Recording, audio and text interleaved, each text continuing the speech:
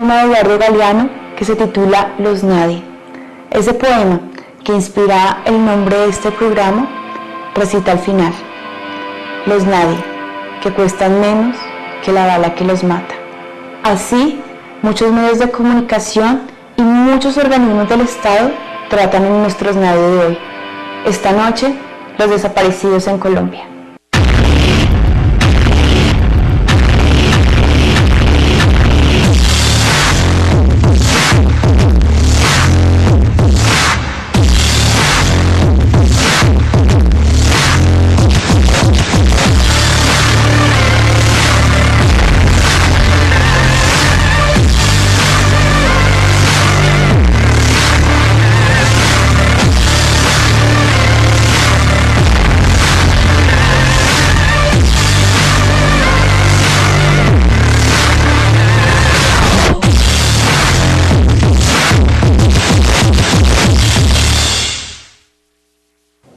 Muchos de ustedes saben que en Argentina desaparecieron 30.000 personas durante la dictadura militar.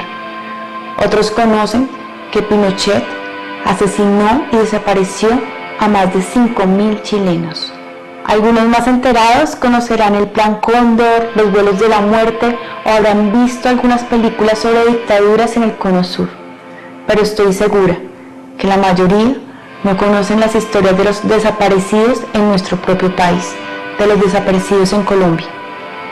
La desaparición forzada ha existido en Colombia y existe hoy. Vamos a conocer varias de esas historias. Vamos a conocer, por ejemplo, la historia de Leonardo, un chico que mientras estaba estudiando bachillerato, un grupo de sus amigos de un día para otro desapareció. Desde ese día, él comenzó su búsqueda junto con los familiares de esos chicos. Al día de hoy, sus amigos siguen desaparecidos. Gloria, la hermana de Leonardo, nos cuenta toda esta historia desde el comienzo.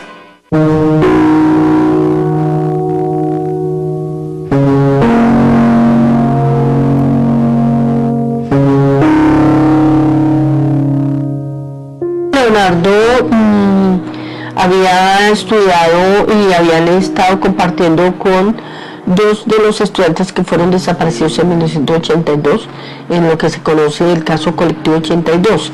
Este caso es la desaparición forzada de 13 personas, que en su mayoría eran estudiantes de la Universidad Nacional Distrital en Bogotá. Por eso Leonardo se involucra en la búsqueda de estos estudiantes. Muchos de ellos eran simpatizantes de movimientos de izquierda, pero en la Universidad Nacional especialmente había habido unas revueltas por el asesinato del profesor Alberto Alava, y muchos de estos muchachos que fueron desaparecidos eran cercanos al profesor Alava. De estos estudiantes solo aparecieron los cuerpos de ellos, porque los desaparecedores los botaron después de haberlos torturado. Y en el caso de Bernardo Eli lo mostraron como que había muerto en un enfrentamiento cuando él es desaparecido en pleno centro del municipio de Achalá, delante de todo el pueblo. Estas 13 personas fueron desaparecidas por el F2, que es el organismo de inteligencia de la policía en aquel entonces.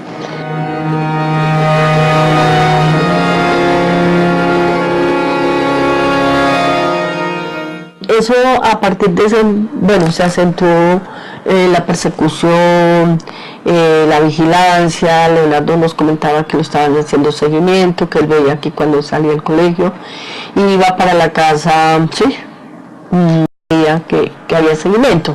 Yo le había dicho, yo le dije a él que porque él no se pedía asilo político en una embajada, porque además eso era lo que hacían los jóvenes, las personas perseguidas se metían a las embajadas y entonces pedían asilo político y ya, era la única manera, porque habían allanamientos todos los días, persecución, había mucha represión, ¿no?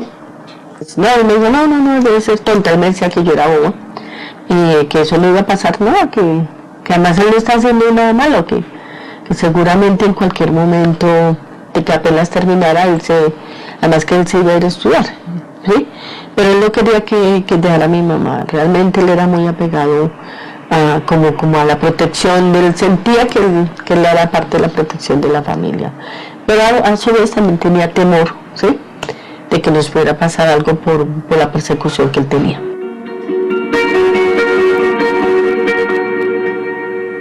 Ese día él llegó a las 6:30 a estudiar, estuvo molestando a mis hijos, él les molestaba mucho, ya las cansaba, se jugó un buen rato con ellos y luego salió a comprar unas hojas, inclusive antes de salir estuvo jugando con mi hermano Guillermo, que ya no vive en la casa, que estudiaba en la Nacional, y mi hermano no lo quería dejar salir. No, se para la calle.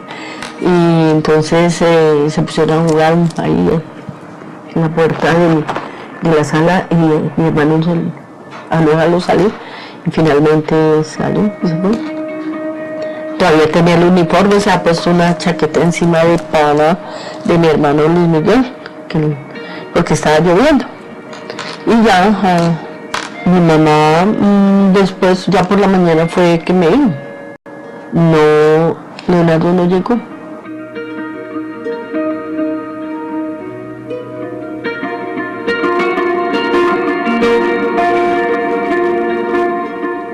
Nosotros habíamos ido al F2, habíamos ido al DAS, habíamos ido a las estaciones de policía, estuvimos en el hospital de la Ortoa, bueno, en todo, ¿sí? Y esa madrugada ya con mi hermano Lucho y un amigo, ya vámonos para la casa, ya llevamos día y noche, yo por lo menos ya día y noche buscándolo, y no, mi hermano Lucho trabajaba y estudiaba en la noche, entonces él ya había faltado al colegio 2 días, y él dijo, no, vámonos porque yo tengo que trabajar y este ritmo no voy a poder ir. Entonces no sé por qué fuimos otra vez al F2. El F2 que ahora hay en la Cesta, detrás de donde queda la estación Cesta, ahí detrás estaban ahí de donde tenían calabozos. Bueno, el F2 también tenía los torturadores al pie de la iglesia del Voto Nacional. Entonces nosotros fuimos ahí y demos la vuelta y llamamos a la estación Cesta, allá, nuevamente. Porque un accidente de tránsito, uno siempre empieza a darse así, como empieza uno a crear hipótesis, pero siempre que está vivo, siempre está vivo. Entonces yo le dije, vamos allá, de pronto uno no sabe. Y nos fuimos allá, y el policía de turno, cuando nosotros leímos la información, mire, este muchacho está más o menos la edad, sí, estudiante. Y entonces el tipo, esperen acá. Y fue el comandante de la estación y me dijo, ¿por qué no van a medicina legal? Van a medicina legal, no decían medicina legal, sino van al anfiteatro. Y entramos en un primer momento, nos mostraron, había muchos cuerpos, muchísimos cuerpos. ¿Cuántos cálculos que había? Habían unos que estaban en la nera, que no eran muchos porque las neveras no eran tan grandes. No sé cuántos podrían haber en las neveras, como unos 10, no sé, pues de los que yo recuerdo. Pero habían en el piso, sí habían como, los botaban ahí, todos en el piso, como unos 20, 25. Pues es que son muchos, ¿no? Los de las neveras y estos que estaban llenos con la ropa, todavía en solitario. Los de la nevera ya los tenían como congelados. Entonces nos mostraron y nosotros no. Sin embargo, cuando salimos, Lucho me dijo, yo creo que hay uno de los que está congelado que se me pareció a la una. Yo me voy a volver. Y entonces Néstor le dijo, yo me vuelvo no sé si fue adrede que ellos lo hicieron. Y entonces ellos se volvieron, y ya cuando yo recuerdo que yo le decía, mírenle las manos, porque Leonardo tenía, y mi madre tenía falange cortica y era redonda la uñita encima, ¿sí? Era redonda, no era así largueta, sino más corta la falange. Entonces yo le dije, mírenle la mano, porque eso casi, creo que no lo tiene, si no lo tenía, es un perfil genético que se repitió. Y ya salió teniéndose, tapándose la cara, me di cuenta que nos han confirmado.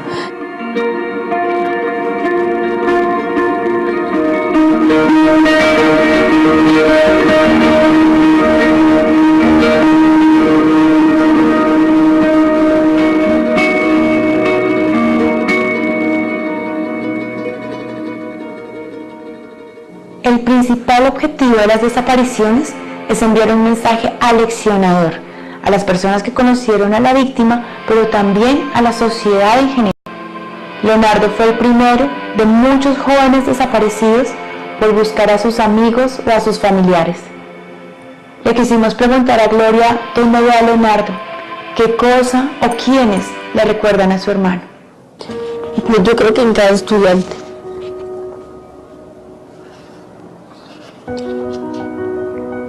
Porque eso fue lo que lo motivó a él, ¿sí? Lo fortaleció en su sueño de aportar y también le dio la persecución, los señalamientos y la muerte, ¿no? Pero creo que en mis hijos, ¿no? Mis hijos mayores, porque fueron muy cercanos a él, ¿no? En sus afectos. Él adoraba a mis hijos, para él él decía que era más hijos que míos, sí, realmente.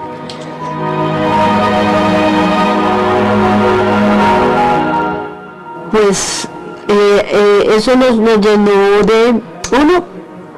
de fortaleza ver que Leonardo ha viajado, había sembrado mucho en esos cortos años, pero también en ese añito, menos de años, 2 meses, en la búsqueda lograron hacer el logotipo de ASFAES, que es él participó en la construcción junto con unos abogados que nos acompañaron a los primeros tiempos y con otros estudiantes.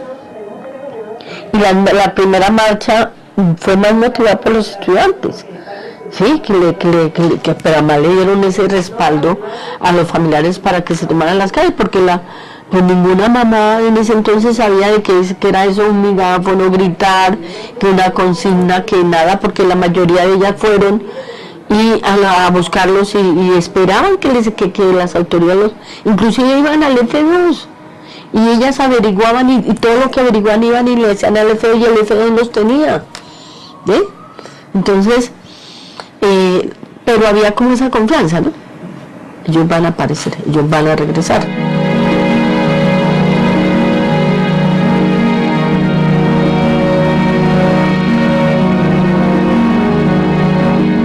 Pero la política de desaparecer, ¿quién la trajo a este país?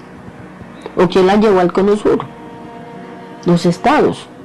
Pero también, ¿quién ha dejado de buscarlo? ¿O quién permitió? Usted sabe que el Estado es responsable por acción directa o por omisión, porque no garantiza la protección que la debe garantizar. Es una de sus obligaciones, proteger a la vida y honra de los nacionales, ¿sí? No lo hace. Pero más grave aún, no los busca, no los ha encontrado vivos, no ha judicializado a los responsables, no ha castigado. Aquí estamos para que no se olvide, para que no se repita, para que nunca más ninguna familia viva el dolor de la ausencia forzada de un ser querido. O sea, nosotros salíamos todos los jueves a las calles a mostrar los rostros y nos insultaban. Al principio nos insultaba la gente. Viejas sin oficio, viejas locas. Y sí, la mayoría, muchas de la sociedad no sabe, adivine por qué, por los medios de comunicación. Yo siempre recuerdo a ese señor J. Mario, que decía en algunos momentos, pobrecita, se le llevaron el muchacho, ¿en qué andaría? ¿Qué estaría haciendo? Las malas compañías. O sea, esas frases, imagínense para uno es familiar común, ¿cierto? Entonces, una sociedad que además, o sea, ¿cómo le cree a quién? ¿A quién le cree? a los medios de comunicación, ¿cierto? Porque no le creo. Si yo lo cuento, si yo me paro aquí en la 15 a contar mi historia o la historia de cientos y miles de, porque ya tengo en estos casi 33 años cientos de hechos aquí grabados en mi memoria, seguramente viene la policía y me lleva, o la gente me pasa, me escupe, me trata mal, porque los medios de comunicación se han encargado, uno, de negar la ocurrencia de los hechos, la grave situación de la desaparición en Colombia. Se nos acaba la vida ese día que se los llevan. Y la sociedad ya está enajenada, no siente, no. Y si uno no, porque es que la desaparición forzada es fea. Sí, la desaparición, a nadie le gusta oír hablar de cosas feas, ¿cierto? Y menos hablar de miedo, porque genera miedo, produce miedo.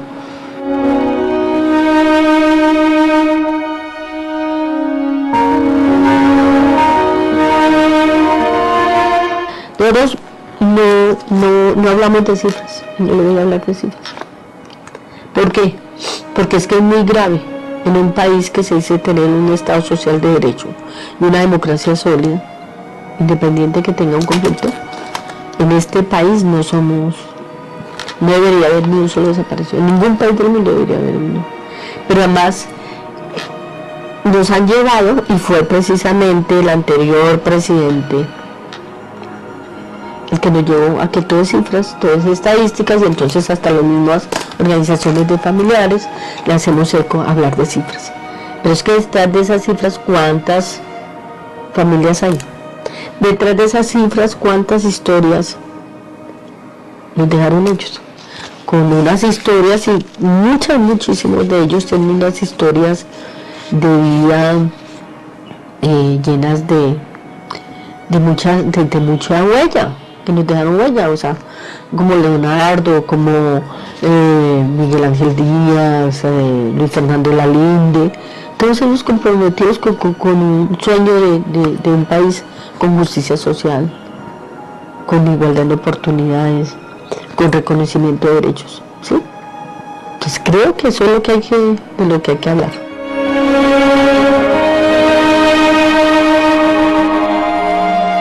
¿Por qué es tan importante la memoria? Porque la memoria nos permite eso, hacerlos visibles. O no me diga que usted ya no se va hoy con un pedacito de conocimiento de mi hermano, ¿sí? Igual yo empiezo a recoger, y de cada uno va aprendiendo a conocerlo y va aprendiendo o aprende a hacer ese ejercicio para tenerlo vivo. Es extraño que un país que lleva 60 años en guerra, un país que parece estar acostumbrado a ver la muerte casi todos los días, le cueste tanto decir la palabra desaparecido. Porque es tan difícil visibilizar la historia de los miles que no están. Fuimos al Centro de Memoria Distrital a hablar con su director, con Camilo González Pozo. Queríamos preguntarle justamente este tema.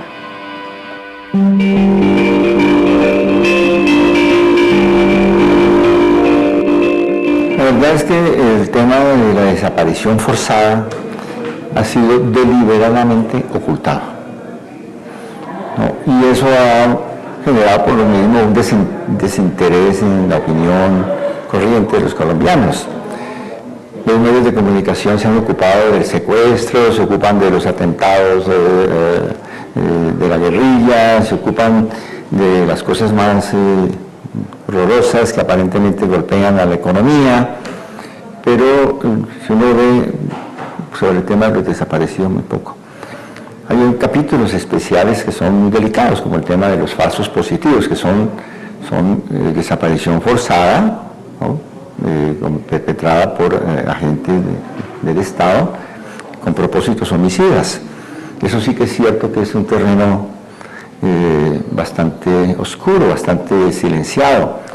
Yo creo que por varias razones es un tema silenciado. Uno, porque efectivamente la propia definición de desaparición forzada pues, compromete al Estado, porque se trata de personas que han sido privadas de su libertad bajo la responsabilidad o el amparo de autoridades y sobre las cuales no se da cuenta de su paradero. Entonces, no obstante que se reconocen los registros de la unidad de víctimas de la Presidencia de la República, que pues superan los 30.000, 39.000, hablan algunas cifras, el número de personas desaparecidas, pues esto no es una vergüenza, es esas vergüenzas que se ocultan, ¿no?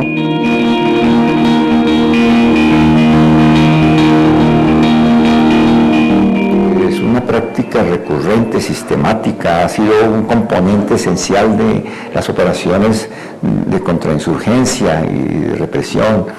Es decir, que allí hay un lunar que además ha sido señalado por la comunidad internacional. No es lunar, es una mancha impresionante. Pero hay una resistencia a reconocerlo. No, es que los que señalan ese crimen a individuos de la fuerza pública están haciendo complicidad con los terroristas y comienzan una cadena de esta lógica perversa. Entonces la gente le da miedo. ¿Cuántas personas se atreven a ponerse a un micrófono a hablar de los falsos positivos? Los familiares directos, las mamás, ¿no? Porque, pues, por supuesto, eso es un tema delicadísimo en un país que está en conflicto, donde hay tanta impunidad, entonces la gente tiene miedo. Si tiene miedo de hablar en la cotidianidad, hay autocensura incluso en muchas partes, pues mucho más para los familiares y para la gente que busca recuperar los cuerpos, esclarecer la verdad, tener una satisfacción por parte del Estado, eficiencia de los comités de búsqueda, verdadera justicia frente a los responsables. Es un capítulo bastante tenebroso en todo el panorama de la violencia en Colombia.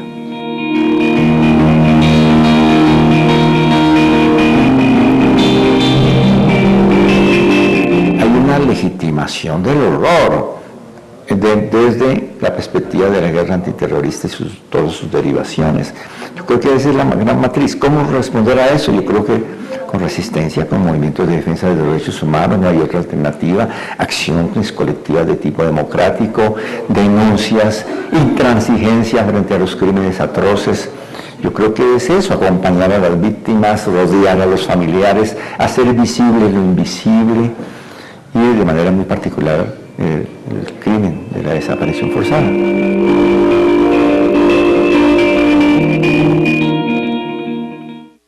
Se termina nuestro primer bloque de las historias de nadie, luego de haber conocido la historia de Leonardo, la lucha de Gloria y nuestra incapacidad de reconocer a nuestros desaparecidos.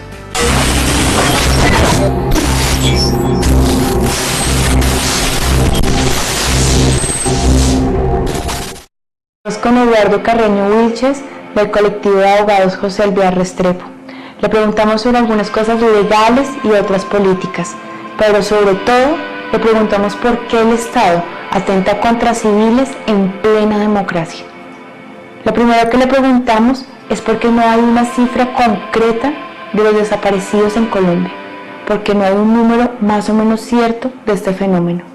Según las estadísticas que se manejan en los grupos de derechos humanos, son subregistros, es decir, no es una estadística real, porque aquí habría que decir y recordar que en la mayoría de las regiones todavía no hay condiciones de seguridad para que las víctimas denuncien lo que les ha pasado, porque las zonas siguen siendo controladas por la fuerza pública, por grupos paramilitares que no se desmovilizaron y por miembros de las guerrillas.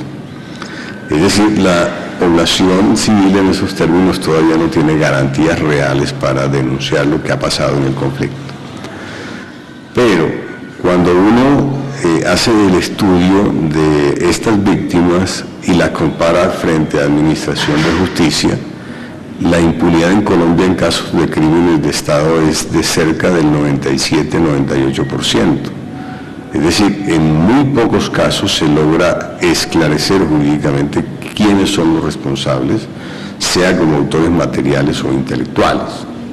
El Estado no solamente comete estos crímenes, sino que tampoco imparte justicia. Vemos que hay una complicidad entre los organismos del Estado. Luego le preguntamos por qué razón el Estado cometía estos actos ilegales en contra de la población civil.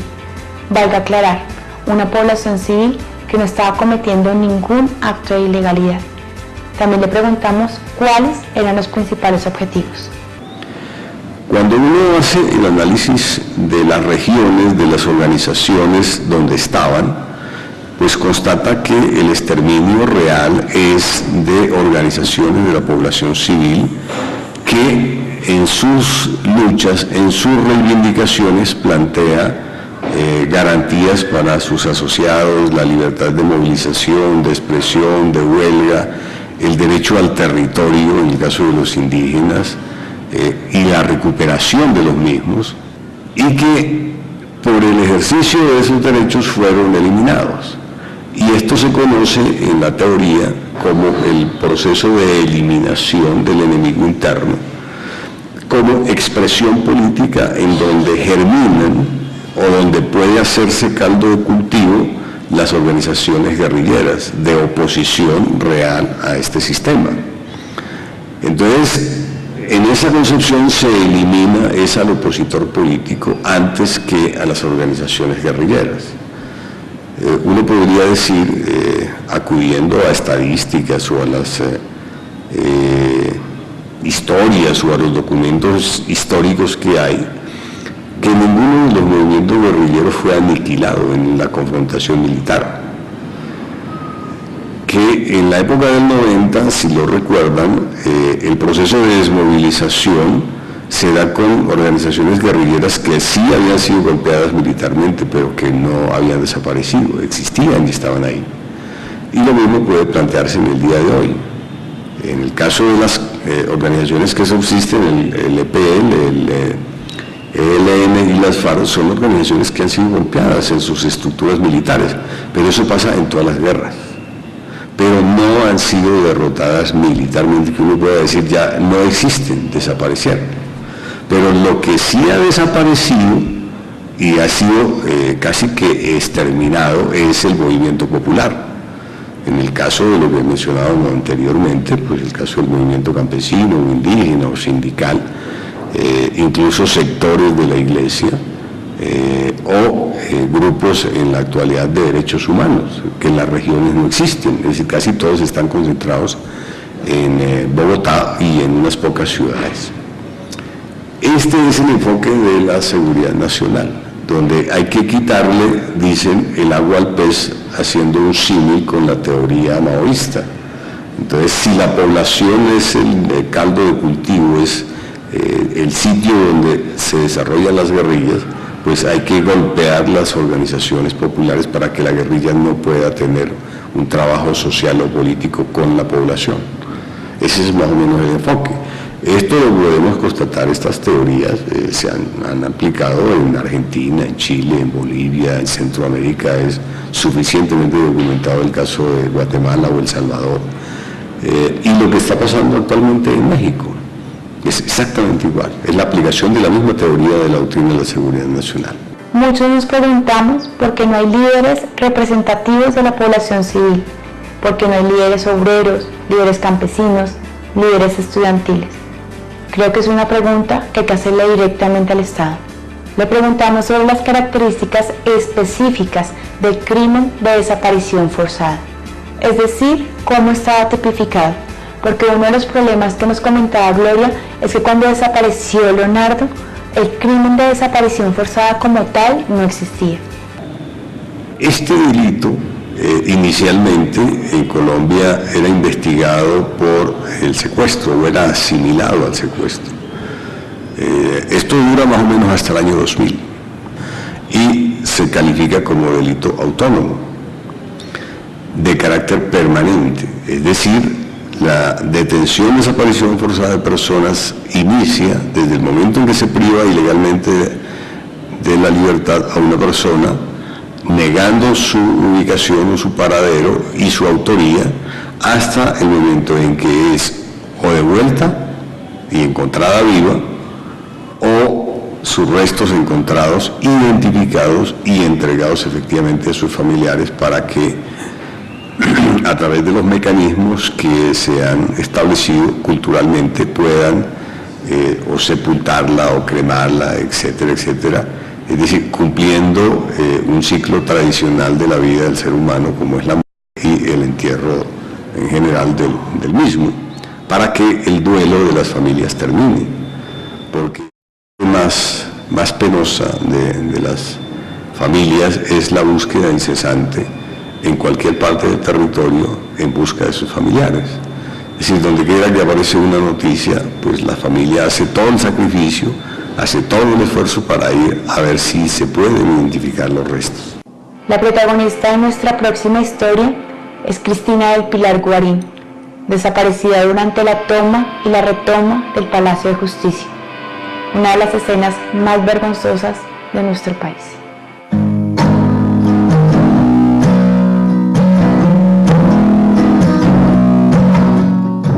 Bueno, para el año de 1985, Cristina tenía 26 años de edad, se había graduado hace 4 meses de licenciada en Ciencias Sociales de la Universidad Pedagógica Nacional y se aprestaba a ir a estudiar en la Universidad Complutense de Madrid, España, una especialización en Ciencias de la Educación.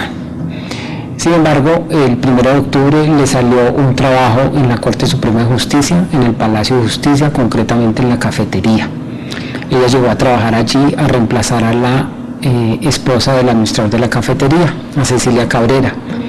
Cristina no quería ir a trabajar al Palacio de Justicia, decía que ese no era un trabajo para ella, que ella era una licenciada en Ciencias Sociales, que hablaba, leía y escribía además del español y el francés, y que ella pues no se iba a ir a trabajar de cajera de una cafetería, que eso era pues poco para ella.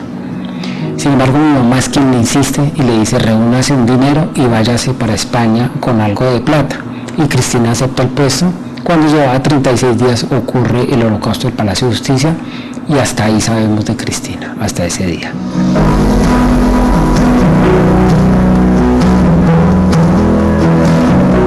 Y nadie da razón de Cristina. Nadie da razón, empiezan a pasar los días y contactamos al abogado del caso, Eduardo Umaña Mendoza, a quien asesinaron 13 años después. Y pues con el abogado le decimos: mira, doctor Umaña, casualmente estamos viendo que las personas que no aparecen son las personas de la cafetería. O sea, son 8 o 10 personas las que no aparecen.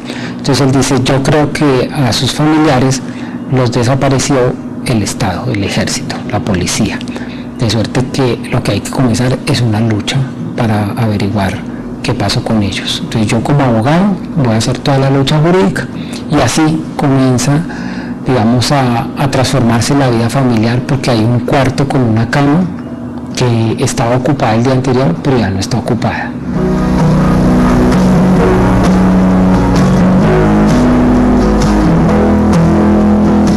La única certeza que tengo es que mi hermana salió viva de la casa, fue a trabajar, después aparecieron unas imágenes en donde mi papá y yo y otras personas la reconocimos saliendo viva del Palacio de Justicia, que es una cuestión que ha venido variando. En unos años dice el Estado colombiano que sí, que ella es la que está saliendo viva, y en otros momentos dice que no, que ella no es la que está saliendo viva. Y creo que evidentemente la gente fue capturada. Un testigo en Bélgica me lo dijo, un militar que dijo: yo participé en las torturas, yo participé en los asesinatos, yo participé en las desapariciones, yo llevé la cal y el ácido sulfúrico para desaparecer los cuerpos, porque esa fue la orden.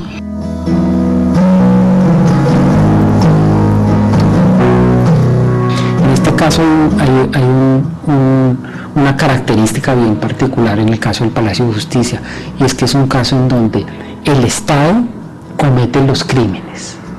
El Estado deja 20 años de investigar. El Estado, después de 20 años, comienza una tímida investigación, y el Estado lleva el caso nuevamente al momento inicial de la total impunidad. Es decir, cuando el Estado es juez y parte, es muy difícil esperar algo de justicia, de reparación y de verdad de ese Estado, a menos que sea voluntad propia.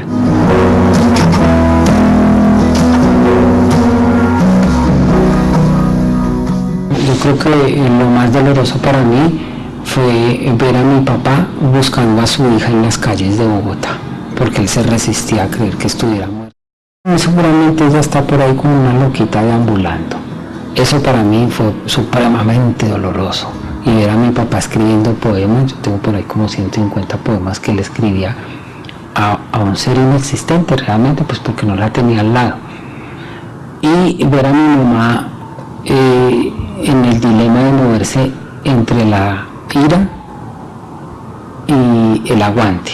Entonces en determinado momento a ella le gana la ira y ella decide desaparecer todo de Cristina, es decir, quemar toda la ropa, todos los papeles, todo, desbaratar esa cama y todo, se acabó todo.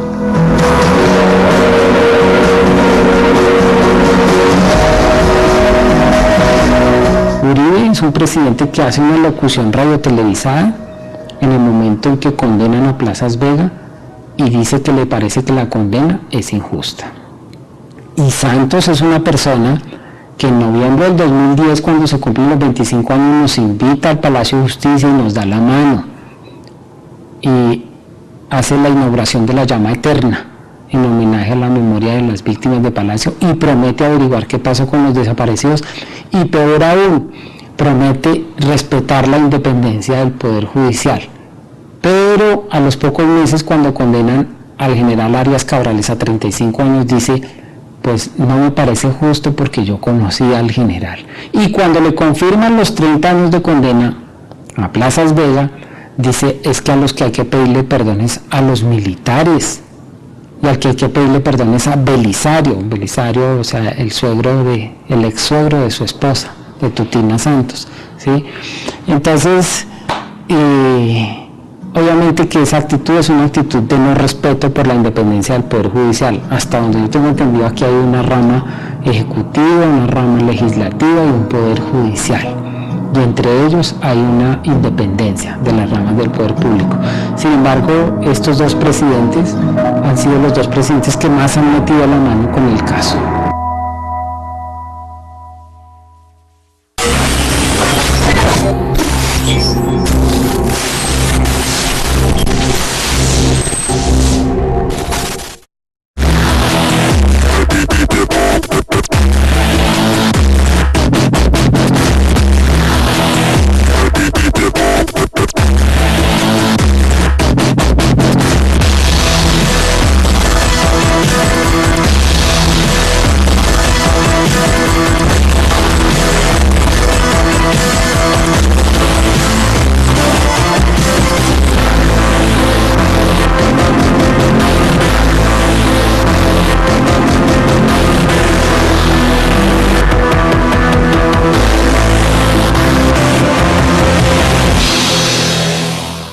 Muchos políticos, muchos agentes del Estado e incluso muchos periodistas han querido inducir sospechas sobre los trabajadores de la cafetería y sobre los visitantes desaparecidos del palacio.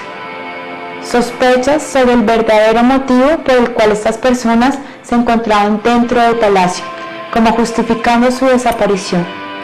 Volvimos a hablar con el abogado Carreño Wilches acerca de la situación legal en la que se encuentra hoy ese caso. Bueno, en algunos casos muy puntuales del Palacio de Justicia llegamos a varias conclusiones, es decir,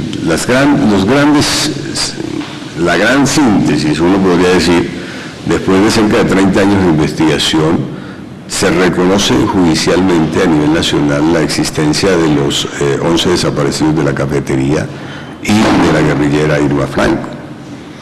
Esto en el fallo de la Corte Interamericana del año pasado es absolutamente claro. Es decir, el Estado reconoce esa responsabilidad internacional incluso, calificándola en términos que son una doble criminalización para las familias y para la sociedad. Es decir, que el Estado reconozca que hay desaparecidos en el caso del señor Rodríguez Vera, o en el caso de la guerrillera Irma Franco, que están desaparecidas, eso lo admite el Estado. Pero en el caso de las otras familias, lo que dice el Estado es que están extraviadas. Eso es una ofensa para la sociedad, que a uno le digan después de 29 años que el Estado ha sido incapaz de ubicar a estas personas. En este caso, lo que se ha constatado es que hay un pacto del silencio en la estructura criminal que actúa allí en el Palacio. Y hay que decirlo con suficiente claridad. Lo ha reconocido, por ejemplo, el Tribunal Especial de Instrucción Criminal, lo reconoció la Comisión de la Verdad, el fallo de la Corte Interamericana, y decisiones del Consejo. Y recientemente el documento que se encontró en el Departamento 3 del Ejército, donde se habla expresamente del conocimiento previo que tenía el Estado y las fuerzas militares en particular de que el M-19 se iba a tomar el Palacio de Justicia. Y se hace toda una preparación para facilitar el ingreso del M-19, pero se hace también un estudio de seguridad de todos los funcionarios de la rama judicial que estaban ahí en la Corte.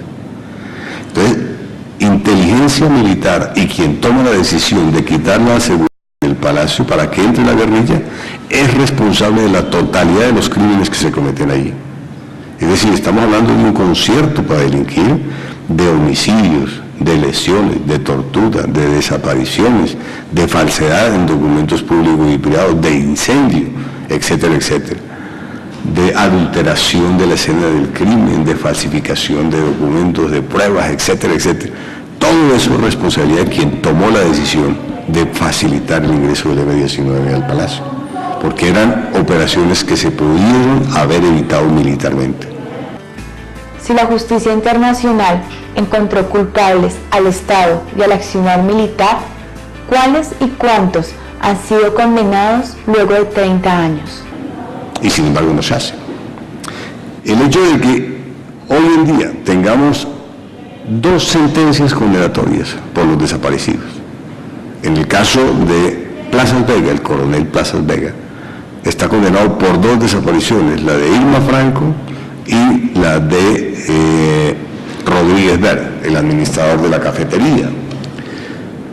Y sobre los otros desaparecidos no hay prueba contundente, fehaciente, de su responsabilidad.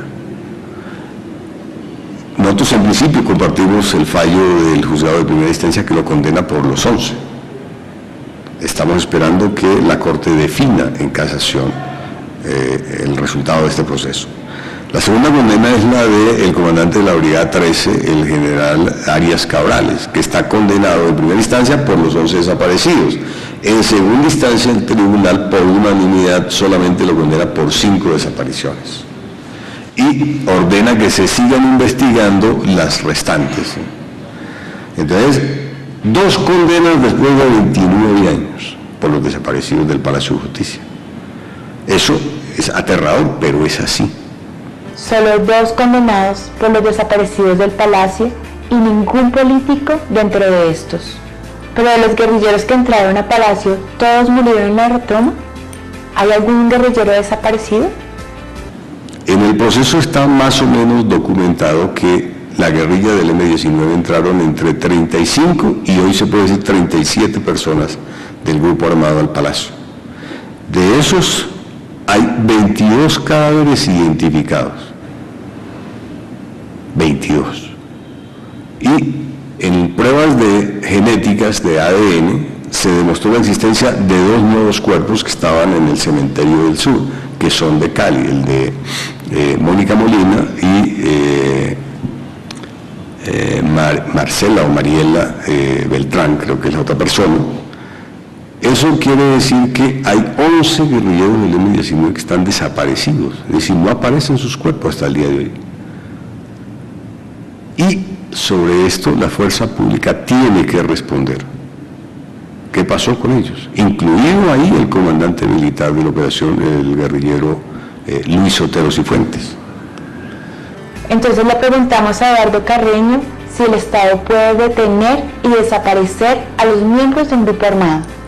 No existe ninguna disposición legal en derecho internacional que faculte a ningún ejército en el mundo, es en el mundo, no es solamente en Colombia, a que al enemigo se le pueda hacer lo que uno quiera sin ninguna limitación.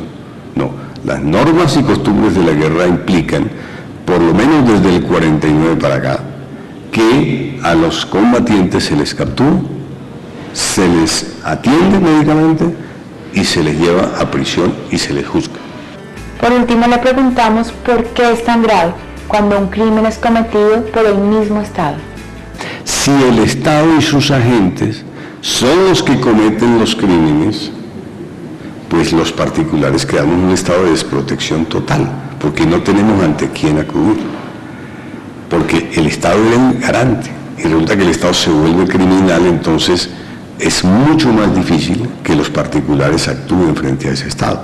Precisamente por eso se vuelve mucho más grave las violaciones de derechos humanos, y por eso son crímenes, si se quiere, de Estado, y si se quiere son prácticas de terrorismo de Estado.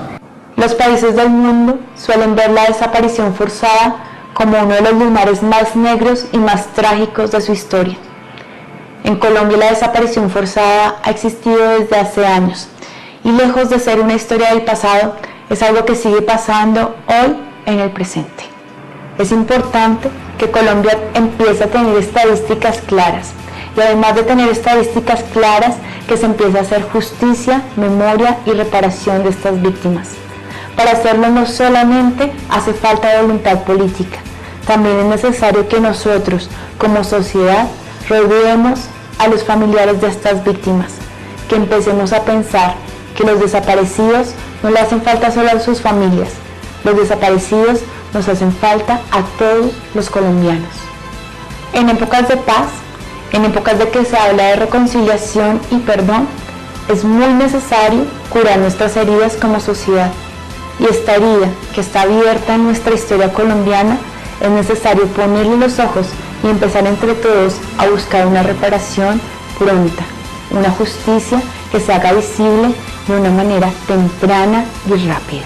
Este fue el capítulo de hoy, el capítulo que más que nada era una reflexión, un capítulo que intentaba visibilizar, nombrar y recordar esas historias que a veces se quedan olvidadas entre miles de expedientes.